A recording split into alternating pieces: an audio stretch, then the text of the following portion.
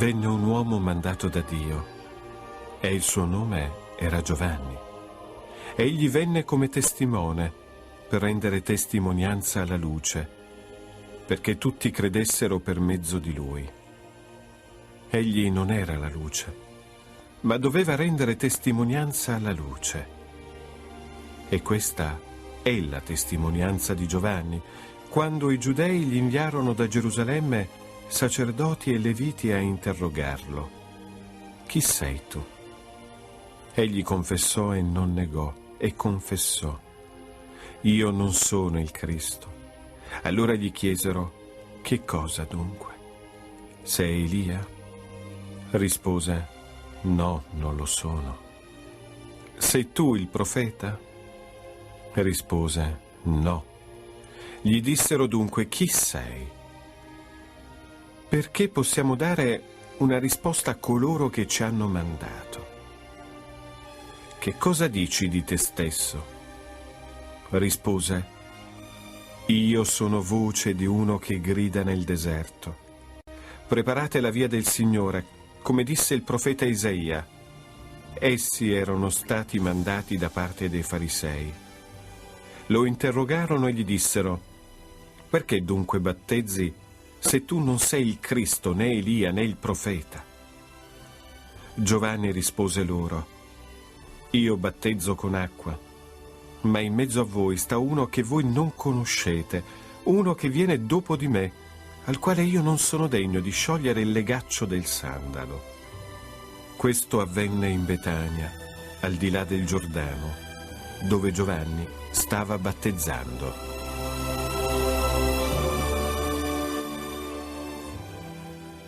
Ci focalizziamo anche questa domenica, che ribadisco è la domenica della gioia, è tutto centrato ancora una volta su Giovanni Battista, in una strana chiave, una chiave che inanella una serie di negazioni.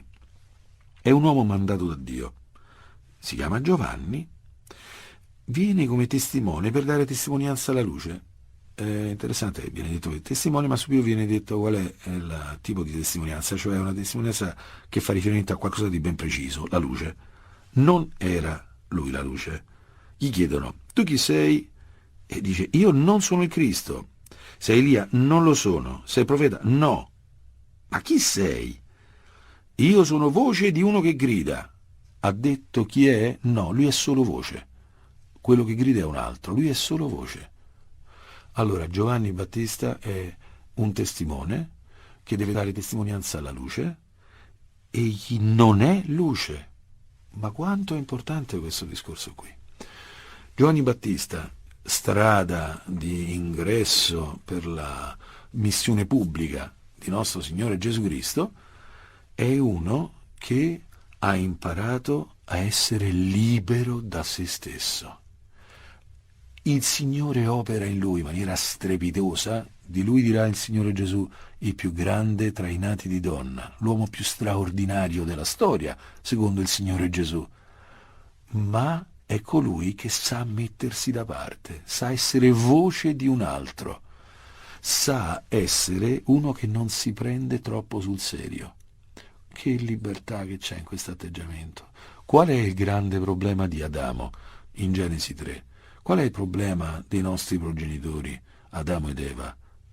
Essersi messi al centro della vita ed essere sprofondati nella tenebra per questo. La tenebra è pensare a se stessi come il centro del mondo. Che personaggio meraviglioso, luminoso che è il nostro Giovanni Battista. Il Signore viene quando finalmente ci mettiamo un pochino da parte, quando scopriamo che noi siamo chiamati a un matrimonio, non a un autoappagamento, a vedere l'altro, a fissare il nostro sguardo fuori da noi stessi, a essere testimoni di un altro. Che noia quei cristiani che parlano sempre di se stessi, che raccontano quello che fanno e ancora quello che fanno, e parlano molto poco di quello che fa Dio. Quanto è bello essere al posto proprio, ci dà una dignità. Ecco, il più grande tra i nati di donna, quello che ha vera grande dignità e che uno lo stima, lo ammira, lo guarda con meraviglia, è quello che sa dire che è piccolo, sa dire che lui è in funzione di un altro. Questa epoca in cui l'uomo si è posto come luce, si è posto come centro, come punto di riferimento, centro ortogonale della realtà. Noi, così poveretti come siamo, ma come possiamo essere il centro ortogonale della realtà? Noi dobbiamo scoprire di essere al centro dell'amore di Dio, ma perché scopriamo che Dio, che è il vero centro, ci ama, ci vuole bene, ci vuole sposare, ci vuole mettere un bel diadema e unirsi a noi, farci vivere con la veste della giustizia, con il manto meraviglioso, con il gioiello bellissimo del suo amore. Ma qui si tratta di essere piccoli. Quanto è bello fare spazio al Signore nella nostra vita e dire: io sono mandato da Dio, non determino io la mia missione, la mia vita è obbedienza, è assecondare il piano di Dio su di me.